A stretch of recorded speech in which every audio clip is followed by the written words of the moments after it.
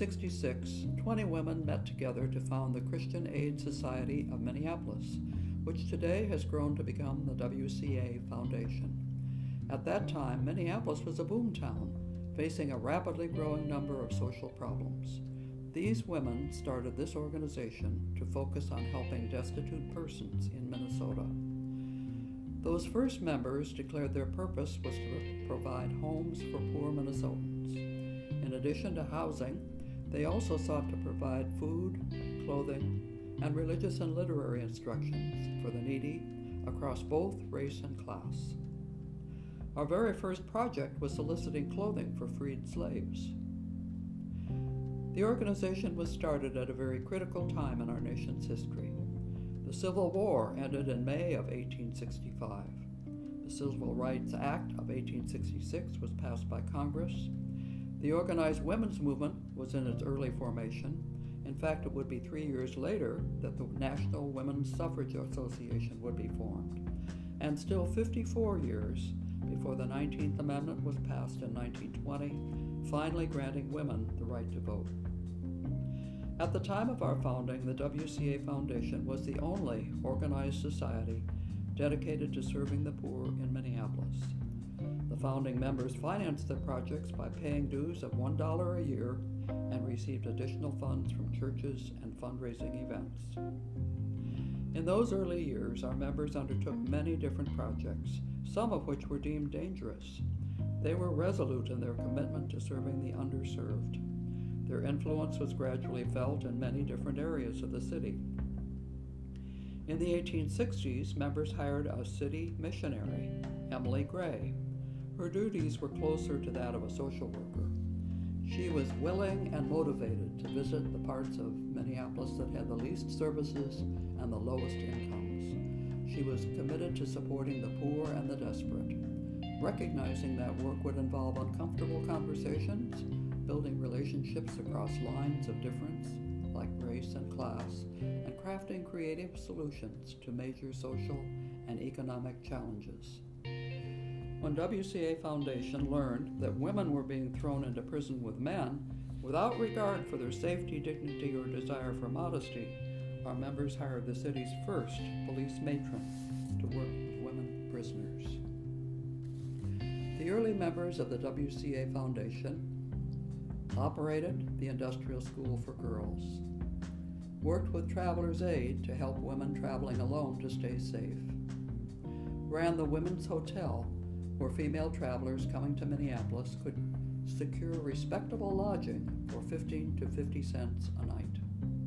Additionally, WCA Foundation members trained nurses during World War I, operated a men's residence for a time, and founded Phyllis Wheatley, the first African-American settlement house in Minneapolis. In 1886, one of the founding women gifted $30,000 to WCA Foundation when she passed to build a home for the elderly.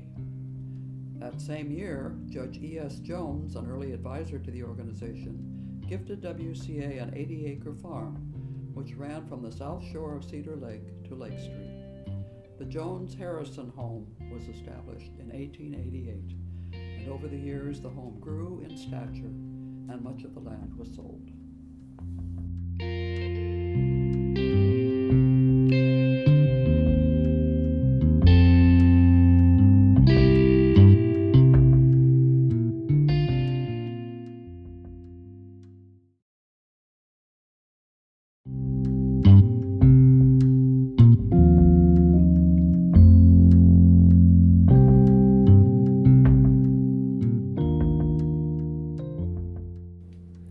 In 1995, the organization's name was officially changed to the WCA Foundation. In 1999, the state of Minnesota determined that all persons in residential programs for the developmentally disabled had to be housed in 4-person group homes. Opportunity Partners vacated Clara Dorr and Lindley, and the WCA Foundation sold its last 2 buildings, investing both sets of proceeds and focused our mission solely on grant making. In 1998, Winifred Bean made a gift to the WCA Foundation. To date, it is the largest bequest given to the WCA Foundation. To honor her generosity and faith in the organization, the board decided to make a grant each year in her name. The Winifred Bean Grant is the largest single grant the foundation makes each year.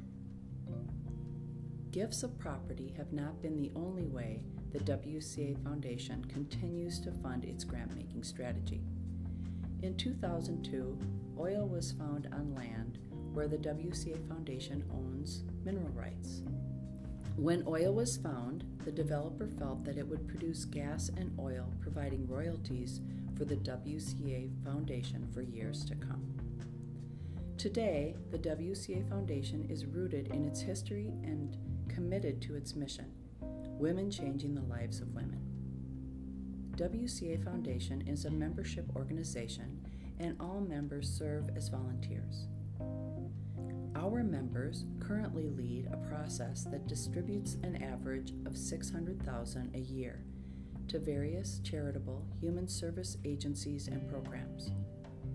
Members are organized in 3 departments: Dunwoody, Page, and Pillsbury, each with its own funding stream provided by the sale of those 3 properties. In June of 2017, the WCA Foundation completed its new strategic plan. The expectation is that this plan will serve as the root of the work of WCA Foundation up until 2021. It is also the expectation that the strategic plan and its components will create a shared vision and direction for members. The strategic plan includes core principles, values, mission, strategic vision, and specific goals. It clarifies the role of the WCA Foundation, identifies opportunities to strengthen our impact on the lives of women through our grants, and offers a variety of ways to be relevant and respond to the changing needs of the community. Creating our strategic plan was an intentional and inclusive process. WCA Foundation leadership consulted a variety of resources and surveyed all stakeholders. We engaged in thoughtful and robust discussions, at the heart of which was always the desire to do the best work possible for the community about which all members care deeply. The 3 departments now share a common focus: funding organizations and projects through these 3 lenses. 1. Organizations and projects must be in the Twin Cities 7-county metropolitan area. The 7-county metropolitan area includes Anoka, Carver, Dakota, Hennepin, Ramsey, Scott, and Washington counties. 2. They must provide direct services to women at least 18 years of age.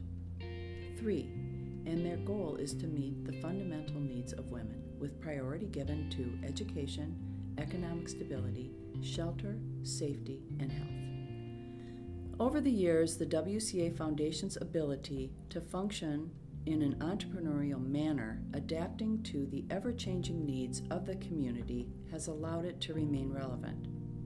As those needs shift again and again, Minnesota's women can be certain that WCA Foundation members will continue to carry out the mission of the Founding Mothers, to be variously and extensively useful in the service to the community.